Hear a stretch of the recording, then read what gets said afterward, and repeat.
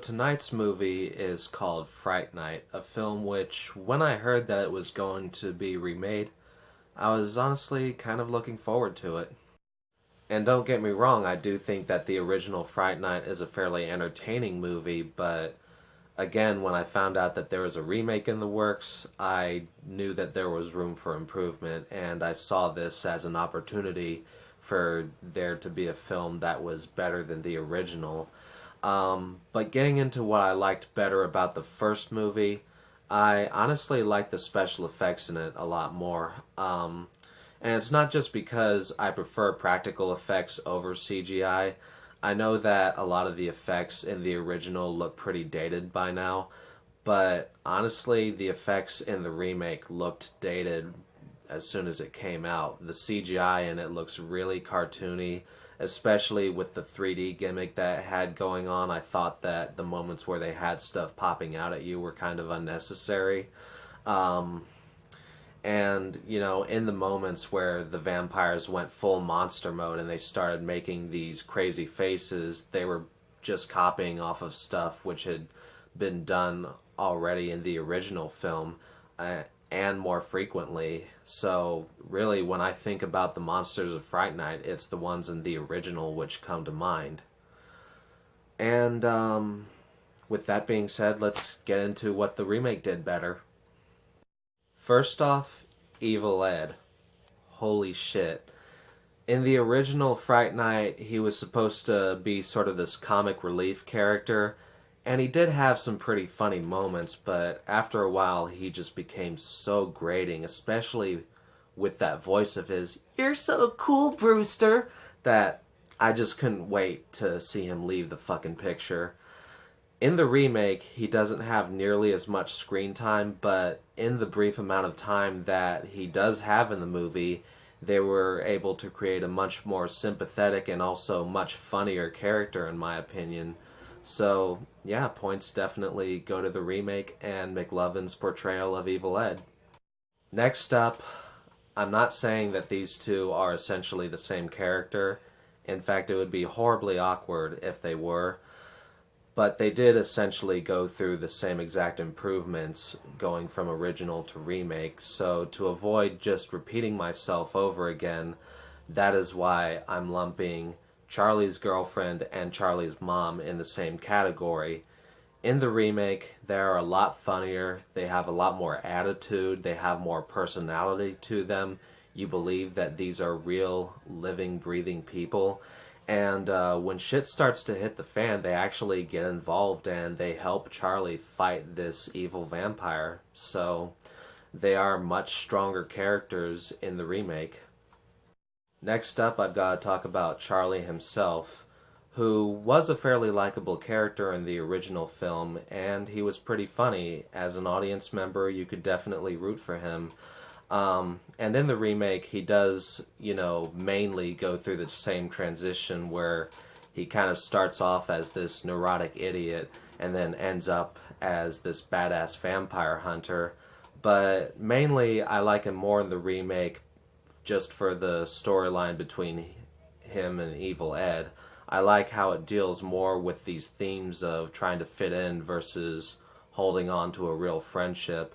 That storyline was much stronger. And then this was actually the closest comparison for me.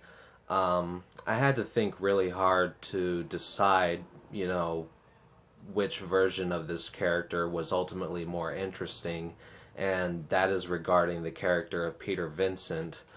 In the original, he is arguably the best character in the movie. He is flawed, but he's still very charming and funny, and there's a kind of warmth to him as well. Like, when he has to kill someone who's been transformed into a vampire, you can see that there is genuine heartbreak in his eyes. But in the remake, for one thing, he's a lot funnier, and the arguments between him and Charlie are much more intense when Charlie is trying to convince him to help him out. But the thing that makes him more interesting is the fact that while in the original Peter Vincent thought that vampires were all made up, in the remake he actually knows that they exist, but he's just too much of a coward to fight them. So for him to be able to overcome his fear in the remake is a much stronger character arc.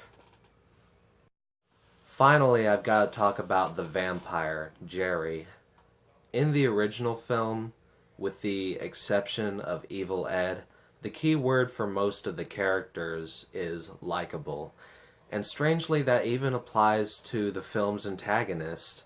Even though he's a vampire who kills people, I couldn't bring myself to entirely hate him. I mean, for one thing, he has a sense of humor, which, automatically gives him points. But aside from that, he has this tragic backstory involving a lost lover. And then in the scene where he first confronts Charlie, after he realizes that Charlie knows what he is, he offers to leave him alone as long as he just forgets what he saw and everything. And then, Charlie raises a cross to him, which is when Jerry viciously pushes his arm away. I'm sorry, are we supposed to be scared of this guy? In the remake, Jerry comes off as much less of some charming lover boy and more of a predatory animal. There's this scene early on where Charlie is breaking into Jerry's house to, confirm what's really going on in there, and it leads to some genuinely scary and suspenseful moments. And then after that, when Jerry, knows that Charlie knows what he is and everything, he doesn't just try to talk it out with him. He is seriously out for this kid's life. And then one small touch that I appreciated was that some of the unnatural noises that he makes in this movie are much more terrifying than the ones he made in the original. And I did kind of like the deep moans that he had in the original film. Those were pretty creepy, at least until he started forming words in that voice.